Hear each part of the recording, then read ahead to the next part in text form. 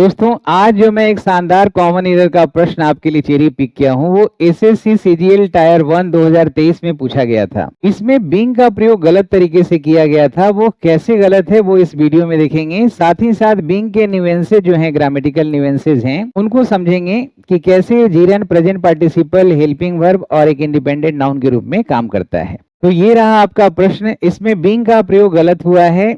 I can't talk right now. I am being really busy. I will call you later. इस सवाल का जवाब आप खुद देंगे, पहले एक्सप्लेनेशन को देखें। दोस्तों बीइंग जो है वो बी बेस फॉर्म जो है वर्ब का, उसका फोर्थ फॉर्म है जिसे जीरेंड या प्रेजेंट पार्टिसिपल के रूप में यूज करते हैं। जब हम बी को मॉनिटर करेंगे तो आप पाएंगे कि बी जो हमारा है, इन जो हमारा मेन वर्ब होता है, ट्रांजिटिव, इंट्रांजिटिव और लिंकिंग वर्ब, उसमें ये लिंकिंग वर्ब है। अर्थात ये मेन वर्ब का काम तो करता ही है, साथ ही साथ ये हेल्पिंग वर्ब का भी काम करता है और ये प्रेजेंट पार्टिसिपल और जीरेंड के रूप में इसके और अलग अर्थ होते हैं। देखिए यहाँ पे 4 सेंटेंस मैंने दिया है जिसमें बीइंग का प्रयोग हुआ है और चारों में बीइंग जो है जीरेंड है, अर्थात नाउन है। अब ये नाउन तभी होगा ना जब ये नाउन का फंक्शन करे, तो आपको पहचानना है कि ये नाउन कैसे है। यहाँ पे देखेंगे बीइंग ऑनेस्ट इज ऑलवेज। यहाँ पे आप देखेंगे कि ये जो प्रेडिकेट के अलावा जो सब्जेक्ट है, इसमें बीइंग जो है यही हमारा सब्जेक्ट का काम कर रहा है वर्ब का। ऑनेस्ट तो एडजेक्टिव है, एडजेक्टिव सब्जेक्ट बनेगा नहीं, तो ईमानदार बने रहना सबसे अच्छी नीति है। यहाँ पे बीइंग जो है नाउन का काम कर रहा है, अर्थात ये हमारा जीरेंड है। अब सेकेंड एग्जांपल में बीइंग देखिए, यहाँ पे मेन वर्ब जो है एंजॉय, जो ट्रांजिटिव वर्ब है, और बीइंग उसका ऑब्जेक्ट का काम कर रहा है। तो सी एंजॉयज बीइंग, आपको पता है ना, enjoy, like, dislike, avoid, prefer, mind, इन सब के साथ हम जीरेंड का प्रयोग करते हैं। यहाँ पे ऑब्जेक्ट है, तो ऑब्जेक्ट हो या सब्जेक्ट हो, ये नाउन ही होगा और ये जीरेंड फॉर्म में है, अर्थात ये हमारा जीरेंड है। तीसरा एग्जाम्पल जब आप देखेंगे तो बीइंग को आप पाएंगे कि बीइंग यहाँ प्रीपोजिशन के ऑब्जेक्ट के रूप में काम कर रहा है। तो प्रीपोजिशन का ऑब्जेक्ट, वर्ब का ऑब्जेक्ट, वर्ब का सब्जेक्ट नाउन ही हो सकता है, अर्थात ये नाउन है और आईएनजी फॉर्म अगर है तब हम इसे जीरेंड कहेंगे। फोर्थ एग्जाम्पल जो देखिएगा दोस्तों, इसमें आप पाएंगे कि बीइंग को कॉम्प्लीमेंट के रूप में यूज किया गया है, यानी कि ये बीइंग पेशेंट होना उसका सबसे बड़ा चुनौती है। तो यहाँ पे कॉम्प्लीमेंट के रूप में आया है इस सब्जेक्ट का और ये फिर यहाँ पे नाउन का काम कर रहा है, अर्थात ये चारों एग्जाम्पल में बीइंग जो है जीरेंड है, नाउन है।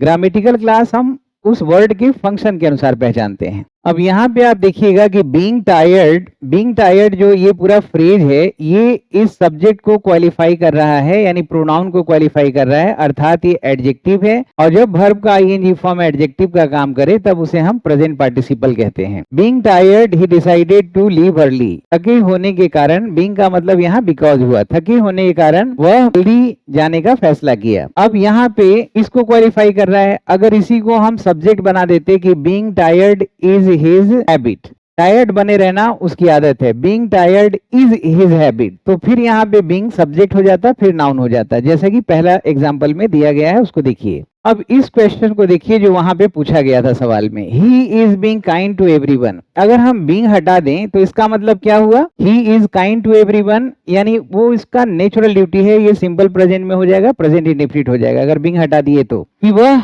ईमानदार है, ये उसका स्टेट है, अवस्था है, गुण है और वो सभी के लिए ईमानदार रहता है। लेकिन अगर हम बीइंग लगा रहे हैं तो ये temporary, for the time being, ये एक एक्शन हो रहा है, ये इसका नेचुरल गुण नहीं है। ये अगर हम लगा रहे हैं he is kind to everyone, यानी वह सबके लिए दयालु है, ये उसका रियल अवस्था है। और ही इज बीइंग लगा रहे हैं मतलब वह काइंड है नहीं, अभी फॉर द टाइम बीइंग बनने की कोशिश कर रहा है, वो उसका नेचुरल प्रॉपर्टी नहीं है, नेचुरल कंडक्ट नहीं है वह। तो ये अनरियल स्थिति में हम यूज करते हैं, जैसे बोलते हैं ना, यू आर बीइंग स्मार्ट, आप स्मार्ट बनने की कोशिश कर रहे हो, मतलब तुम हो नहीं। He is being over clever, he is being intelligent, मतलब वह है नहीं। तो वो जो सवाल पूछा गया था वो रियल स्टेट को दर्शाने के लिए बात हो रहा था। पूरे सेंटेंसेस को जब हम मॉनिटर करेंगे, स्क्रूटिनाइज करेंगे, तो वहां गलती ये था कि बीइंग की जरूरत ही नहीं थी, क्योंकि वहां रियली लिखा हुआ था, मतलब वास्तविक में एक्चुअली वह बिजी था, वो हम देखेंगे। अब देखिए, जितने भी पैसिव हम बनाते हैं, चाहे टेंस का बनाए या मोडाल्स का बनाए, तो जब भी हम पैसिव बनाते हैं तो उसमें बी वर्ब का पैसिव में बनाना जरूरी होता है, जो सब्जेक्ट को रिसिपिएंट बनाता है। चाहे मोडाल्स का कोई भी पैसिव बनाइएगा तो बी बीन का यूज होता ही है, आप कोई टेंस का यूज करेंगे तो be being was, were, is, am, are, इनमें से किसी एक का इस्तेमाल होता है ताकि ऑब्जेक्ट जो सब्जेक्ट है वर्ब का उसको रिसिपिएंट बनाया जाए एक्शन का। तो यहाँ पे the house is being painted या the house was being painted या the houses are being painted, the houses were being painted, यहाँ बीइंग जो है ना इसका इस्तेमाल हम हेल्पिंग वर्ब के रूप में किए हैं। ये भी हेल्पिंग वर्ब है, ये भी हेल्पिंग वर्ब है। तो जब दो हेल्पिंग वर्ब रहता है ना, तो जब दो हेल्पिंग वर्ब रहता है दोस्तों, तो पहला वाला जो हेल्पिंग वर्ब होता है उसको ऑपरेटर हेल्पिंग वर्ब बोलते हैं, क्योंकि इसी का स्थान को रिप्लेस करके हम इंट्रोगेटिव नेगेटिव बनाते हैं। जैसे is the house being painted तो इंट्रोगेटिव हो गया, the house is not being painted ये हमारा नेगेटिव हो गया। तो जो जिसको हम स्थान चेंज करके इंट्रोगेटिव नेगेटिव बनाते हैं वो हमारा ऑपरेटर हेल्पिंग वर्ब होता है। बींग्स का मतलब अस्तित्व भी होता है, एंटिटी को बताता है। जैसे ह्यूमन बींग्स बोलते हैं, ऑल लिविंग बींग्स बोलते हैं। तो all living beings deserve respect and care,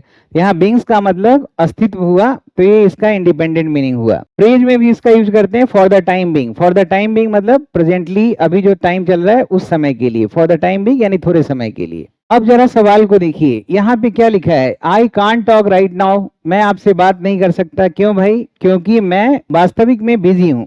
यहाँ लिख रहा है कि आई एम रियली बिजी। अगर हम बिंग को हटा देंगे तो क्या हो जाएगा, आई एम रियली बिजी मतलब मैं सही में बिजी हूँ, मैं बाद में आपको बात करूंगा।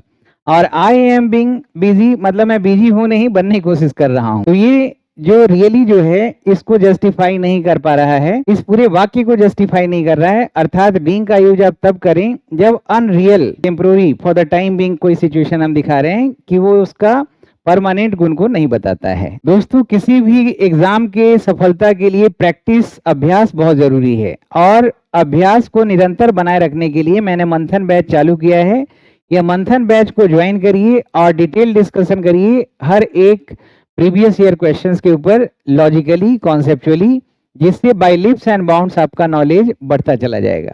साथ ही साथ अपनी जरूरत के हिसाब से अलग अलग इंग्लिश के टैबलेट कोर्सेज आप प्राप्त कर सकते हैं। जैसे वोकेबलरी के लिए वोकेबलरी बिल्डिंग कोर्स, ट्रांसलेशन के लिए ट्रांसलेशन कोर्स, प्रैक्टिस के लिए मंथन बैच, न्यूज़पेपर के लिए अलग कोर्स है आपका, रिटन इंग्लिश के लिए, स्पोकन इंग्लिश के लिए अलग कोर्स है, और ये ग्रामर का कोर्स सबको पढ़ना बहुत जरूरी है।